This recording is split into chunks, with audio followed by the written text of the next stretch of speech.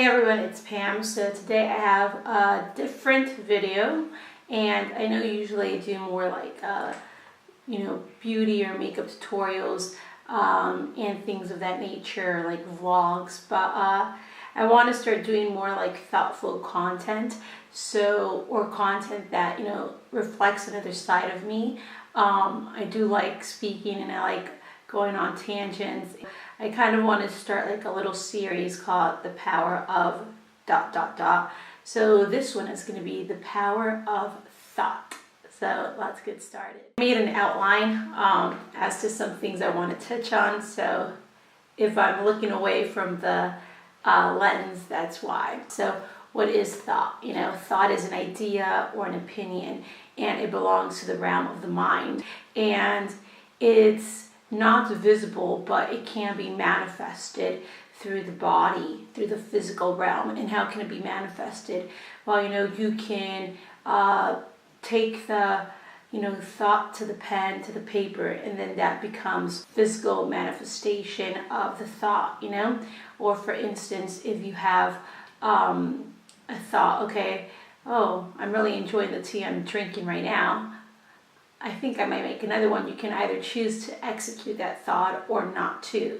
You can also manifest your thought or your opinion through speech. So that's something that, your body is like actively engaging in. In this moment, I'm, communicating to you, whoever is watching this, my ideas and my opinions about thought. So hence, there it is.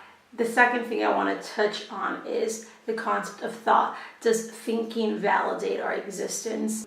Rene Descartes, he was a French philosopher. He's most known by cogito ergo sum, I think therefore I am, in his meditations, which actually the meditations is a really short book, and I recommend everyone to read it because it's really interesting. There's 7 meditations. Some people say it's 7, for the 7 days of the week, for the 7 days, that it took God to create the earth. And he's one of my favorite philosophers. One of my majors in school was philosophy, so I'm really interested in philosophy in general. So he wants to prove that he does exist. For instance, he starts off his meditation saying he is sitting by the fireplace writing.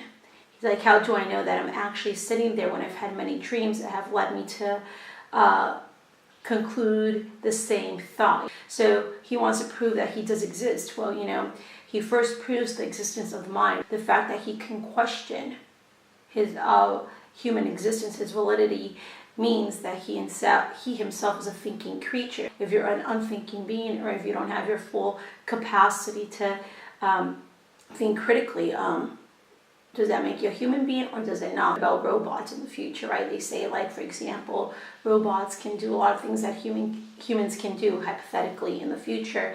Will that make them a human being that does exist and can think for themselves?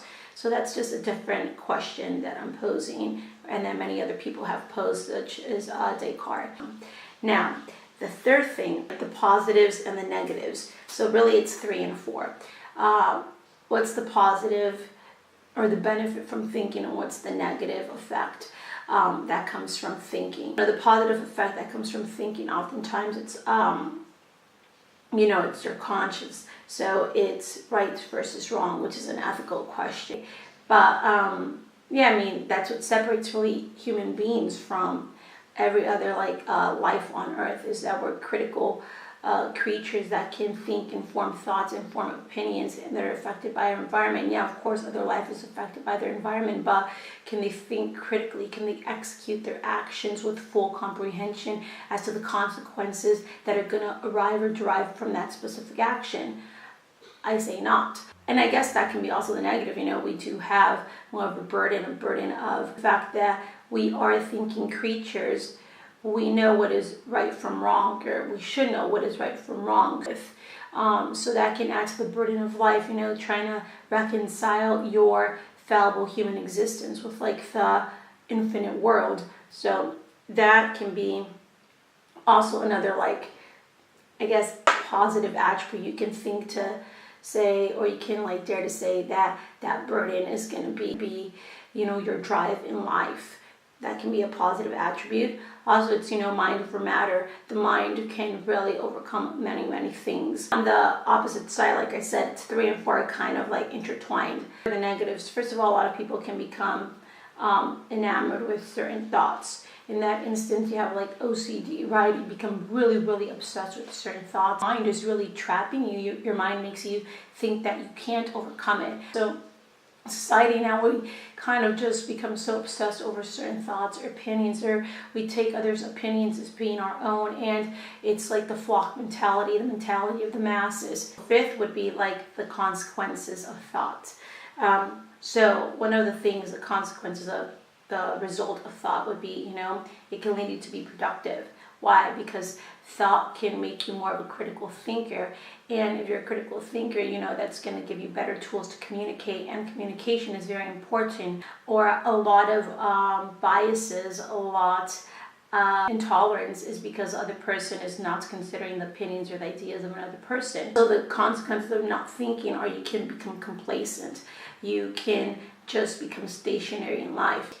Heidegger, German philosopher, used to say that you want to transcend your facticity in life. Your facticity meaning it's the facts that consume you, the facts that make you up, the statistics, your height, your occupation, your age. And do you really just want to be a fact? No. If you don't think, if you don't produce your own ideas and thoughts and do something with them, you're just going to become complacent.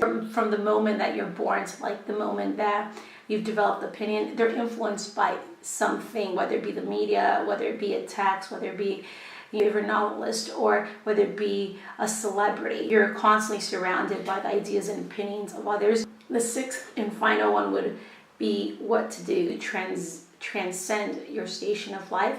You have to be critical. People should be more open to criticism.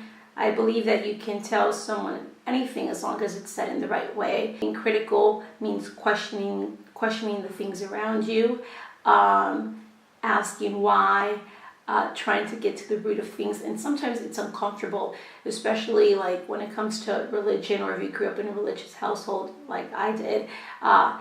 Questioning can kind of be like a burden of guilt in that sense, right? Sometimes people don't want to question, they don't want to doubt, because the answer might be a little bit more uncomfortable, or might not be what they're hoping for, or might just make them completely change their way of life. It's important to analyze. It's important not to be afraid of the answers that lie ahead. Since thought is an opinion or an idea, you have to be considerate of the other. And how do you become considerate of the other? Well, it takes actively listening, which I am not very good at that. I like to talk a lot. You can consider the other more sincerely and more authentically, because you can't avoid being in a relationship with others. The fact that society has other people, but oftentimes there is this pattern of just like neglecting the other, not acknowledging the other, thinking of the other as estranged. And once you really question everything, then hopefully we can all get to the place where the other is not estranged and our thoughts are not estranged, because I think our thoughts and our ideas and our opinions should never be estranged. And sometimes it's very difficult to get to the root of the idea or to the root of a thought and to really, really like chisel at it, but we cannot like move away from it. So that's it. It's a kind of different video, but I really hope you enjoy it. I have had a lot of pleasure derived from filming this video. If you would like to see any other videos, the power of desire, the power of ambition, the power of sadness, etc., then let me know. And I hope that, this video, to whomever is watching it, we can engage in a constructive dialogue, and let me know your questions, concerns, points of debate down below. I'd be really interested in reading what you guys think, and engaging in a conversation. Thanks for watching. Bye.